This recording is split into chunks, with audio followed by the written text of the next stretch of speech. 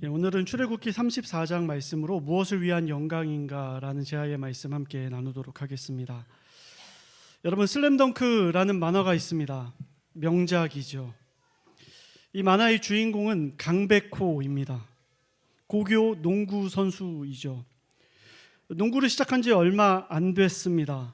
기초가 부족하지만 그의 피지컬, 그의 운동을 하는 신체 조건은 너무나도 좋습니다. 또한 여러 가지 동기부여가 있어서 그는 열심히 농구부 생활을 합니다. 두각을 드러내기 시작합니다. 그의 건방진 모습들이 점점 변하고 길었던 머리를 저렇게 짧게 자르고 운동에 전심으로 집중하는 모습을 보이기도 합니다. 사남공고와의 경기를 기억하십니까? 그 경기가 정말 명장면이었죠. 20점 차로 지고 있던 경기를 8점까지 따라갑니다. 후반전 2분이 남았습니다. 밖으로 나가는 공을 잡으려다가 그는 등 부상을 당하게 되고요. 그 다음에 리바운드를 하는 과정에서 그가 심각한 부상이라는 것을 알게 됩니다. 모든 사람이 눈치를 챘습니다. 감독님을 영감님이라고 부르는 건방진 선수인데요. 감독님이 그를 교체하려고 하자 그에게 다가가 이야기를 하죠. 감독님, 당신의 영광의 시대는 언제였습니까? 국가대표 때였습니까? 프로팀에서 뛸 때였습니까? 언제였습니까? 저는 지금입니다.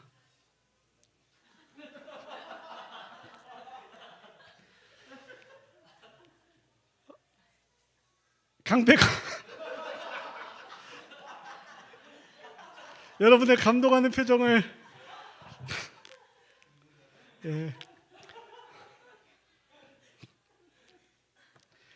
여기까지 하겠습니다. 그의 대사가 우리의 심금을 울렸던 이유가 있습니다. 대부분의 농구 선수들은 목표가 있습니다. 프로팀에 가는 거예요. 대학팀에 가는 거고요. 그리고 국가대표에 선발되는 게 100이면 100 그들의 목표일 겁니다. 그런데 그는 자기의 영광의 시절을 고교 시절이라고 이야기하고 있습니다. 만약에 여기서 끝난다면 그는 한낱 야망 없는 농구 선수로 정리될 수 있을 겁니다. 그러나 우리는 만화를 다 봤기 때문에 그 과정을 알고 있어요. 그가 지금을 영광의 시대로 정의한 이유가 있죠. 그것은 그의 동료들 때문입니다. 최치수, 서태웅, 송태섭, 정대만, 그리고 이한나, 최소연 등. 어쩌면 그의 선수 생명이 끝날 수도 있는 상황인데도 불구하고요, 그는 무리해요. 무리해서 경기에 나가려고 합니다. 여기서 그냥 몸을 관리하고 더 좋은 선수가 되기 위해서 힘쓰는 게 바람직한 정상적인 상황인데요, 그가 무리했다고요. 왜요? 그가 동료들과 함께 지금 영광의 시대를 누리고 싶었기 때문에. 저희는 알죠. 그가 얼마나 이기적인 캐릭터였는지. 그런데 그의 변화된 모습, 이타적인 팀과 동료를 생각하는 모습에 우리는 대사가 뭉클하게 다가옵니다.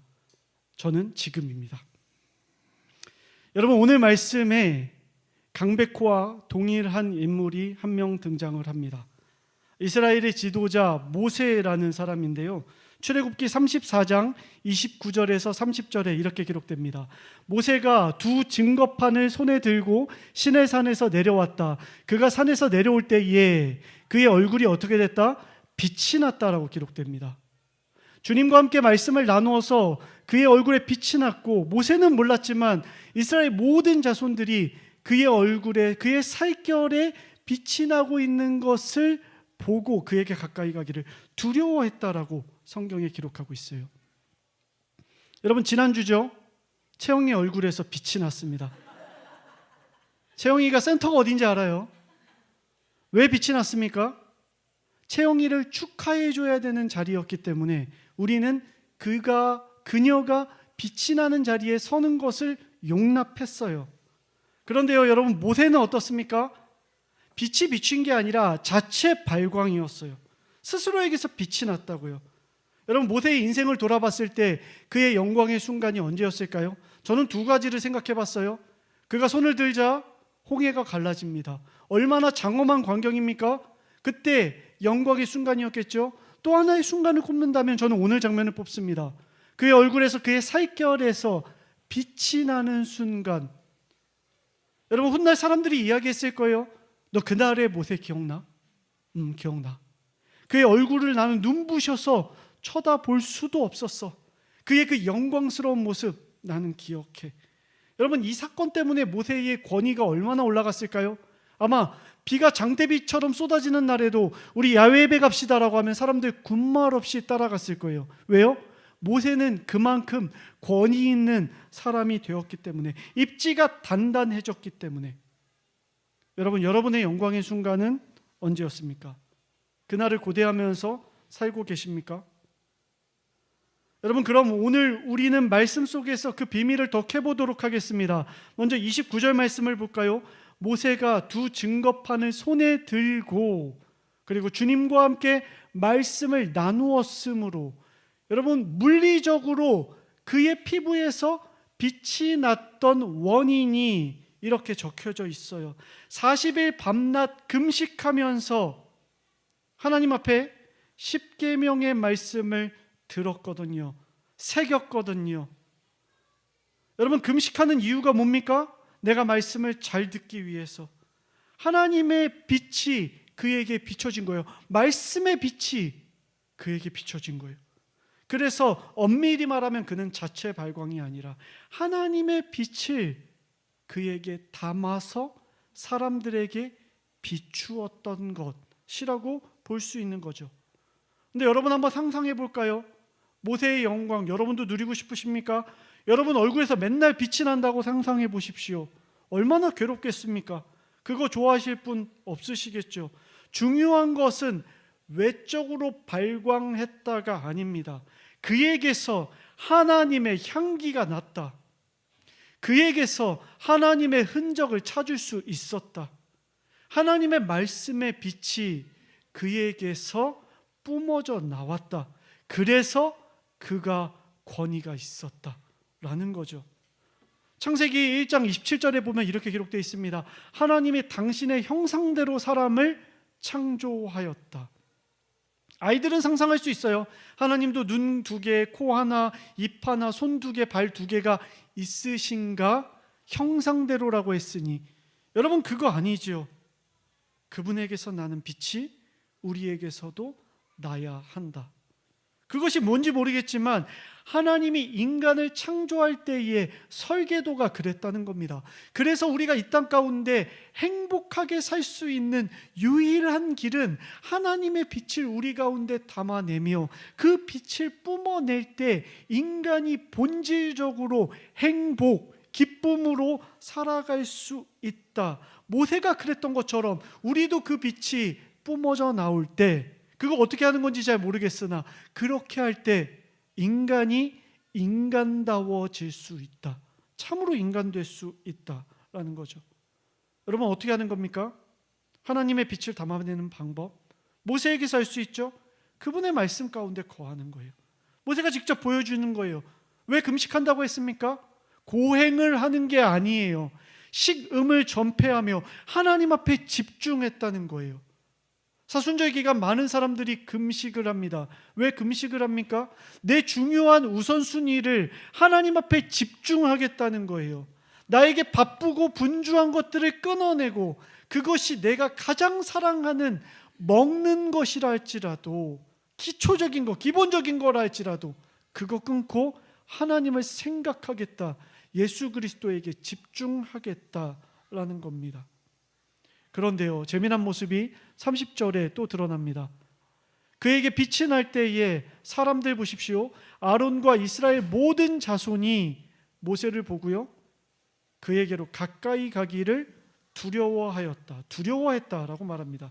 왜 두려워했을까요? 우리는 출애굽기 32장 말씀을 봐야 됩니다. 모세가요, 시내산에 올라가요. 그래서 말합니다. 내가 하나님 말씀을 받아올 때 동안 너희들 기다려라. 하나님께서 말씀하시죠. 시내산에 마치 산불이 난 것처럼 불이 임했습니다. 모세가 두 돌판에 하나님의 말씀을 새기고 옵니다. 그런데 오랫동안 오지 않자 사람들이 불안해합니다. 32장 1절이죠. 백성은 모세가 산에서 오랫동안 내려오지 않자 아론에게 말합니다. 우리가 불안하니 일어나서 우리를 인도할 신을 만들어 주시오. 우리를 이집트 땅에서 올라오게 한 모세라는 사람이 어떻게 되었는지 모르겠소. 여러분, 불안함은요 우리를 죄 가운데 빠지게 만듭니다. 하나님의 말씀이 불 가운데에도 물 가운데도 건너가고 그분이 우리와 가까이 계신다, 함께 하신다, 찬양했던 것을 잊어버리게 하는 것, 그게 불안이라고요.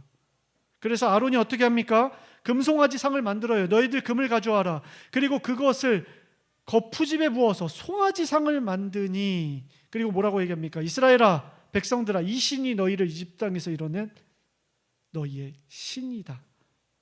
여러분, 뭐라고 얘기합니까? 재미있죠? 이게 바알 신이라고 얘기합니까? 아세라 신이라고 얘기합니까? 제우스 신이라고 얘기합니까? 여호와 하나님이 아닌 다른 거라고 얘기합니까? 아니요. 아론은 똑똑히 이야기합니다. 여호와 하나님이다 라고 얘기해요. 뭐가 잘못됐습니까? 여호와 하나님을 가시적으로 보여준 것 뿐이잖아요. 그런데 하나님께서는 말씀하시죠. 나를 형상으로 만들지 말라. 믿음으로 믿어라. 그 불안함이 하나님의 명령보다 커져버린 거예요. 그래서 우상을 숭배합니다. 모세는 온유한 사람이라고 성경에 적혀 있어요. 그런데 그가 내려와서 이 장면을 보자 열불이 나서 그 두 돌판을 바닥에 내 던져버립니다. 그리고 그것이 와장창 깨져버려요. 그 다음이 중요합니다. 제가 모세면 이 백성을 떠날 것 같아요. 그런데 그는 하나님 앞에 기도합니다. 하나님의 자비와 사랑을 간구해요. 여러 번 기도합니다. 4회, 5회. 그런데 그의 기도 가운데 저는 이 장면이 가장 인상적이었어요. 슬픕니다, 주님. 큰 죄를 지었습니다, 주님. 그러니 이들을 제발 용서해 주십시오. 그러지 않으면 주님께서 기록하신 책에서 저의 이름을 지워 주십시오. 진심으로 간구했어요. 저는 100번 죽었다 깨어나도 모세처럼 기도 못합니다. 하나님, 제 이름 지워주시고 이들 용서해 주세요라고 기도 못해요. 모세 참 대단한 사람이구나, 바울도 참 대단한 사람이구나라고 생각했어요. 그런데 어느 날 생각이 바뀌었습니다. 모세는 그렇게 간 큰 사람 못 된다.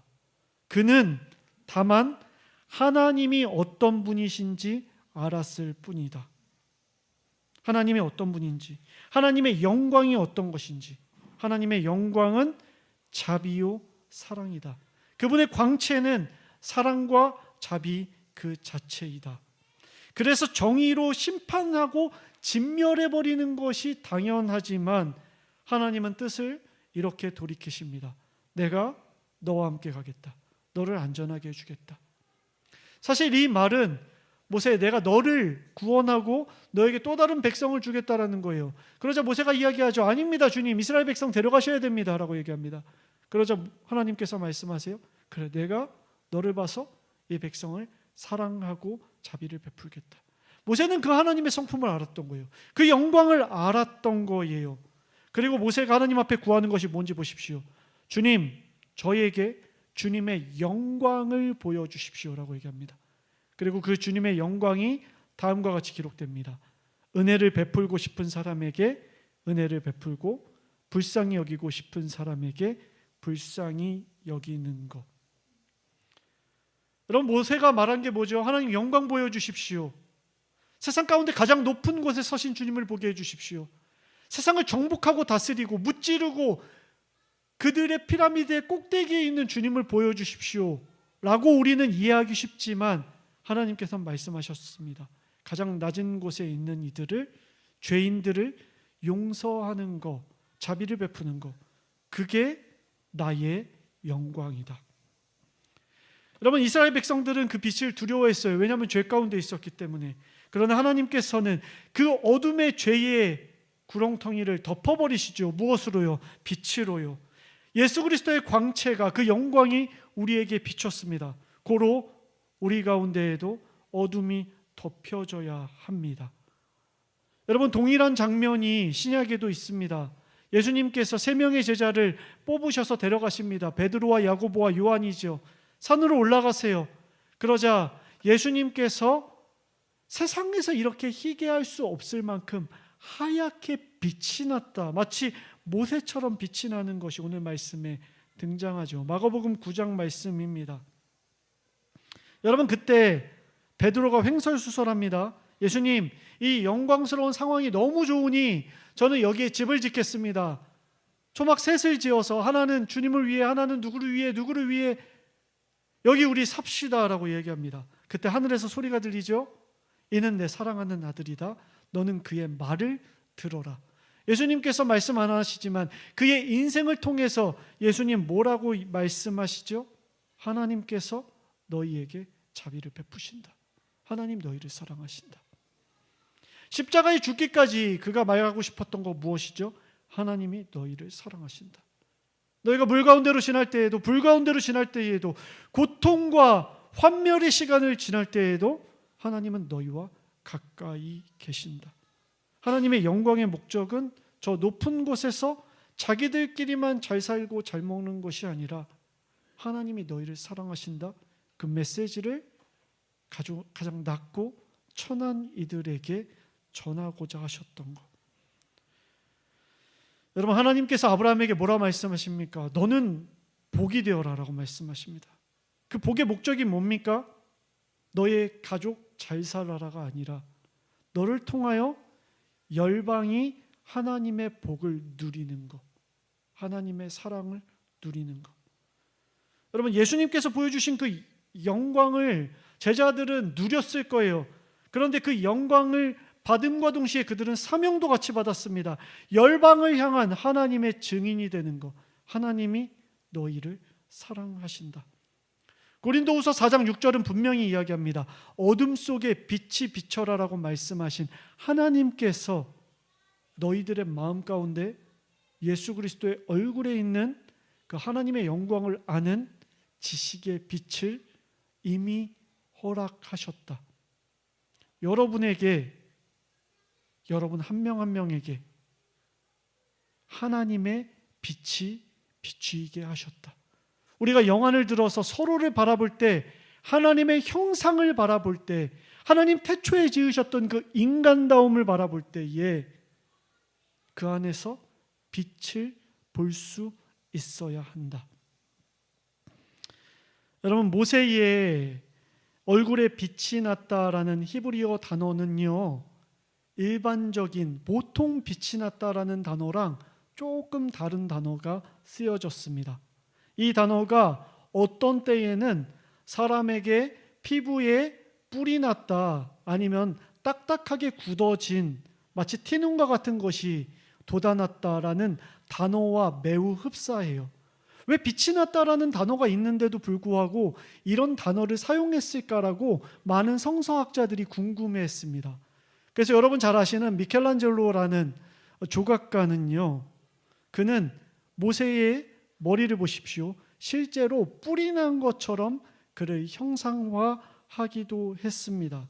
빛이 났다, 뿔이 났다, 피부에 문제가 생겼다.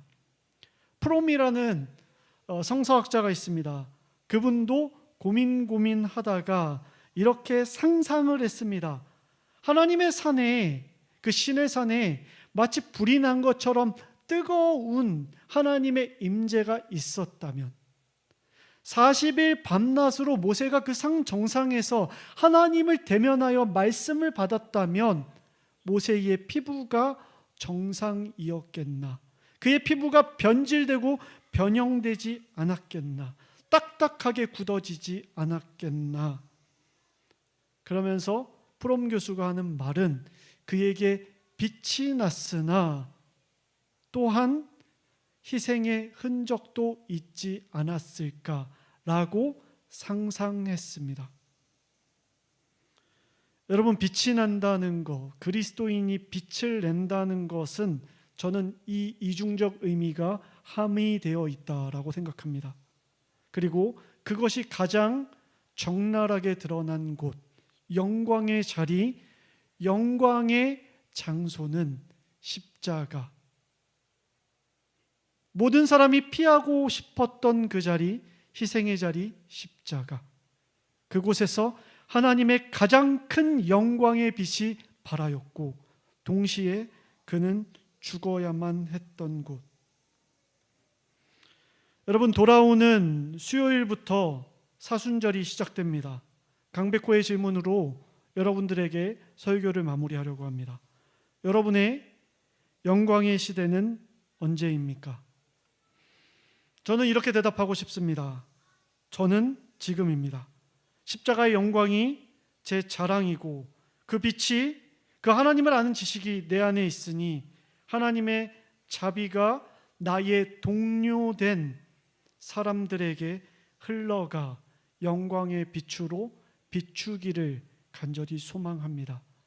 나의 가족에게, 나의 사랑하는 이들에게, 또 내가 사랑할 수 없는 이들에게 하나님의 영광이 투영되는 저와 여러분들 모두가 되시기를 주님의 이름으로 간절히 축복합니다.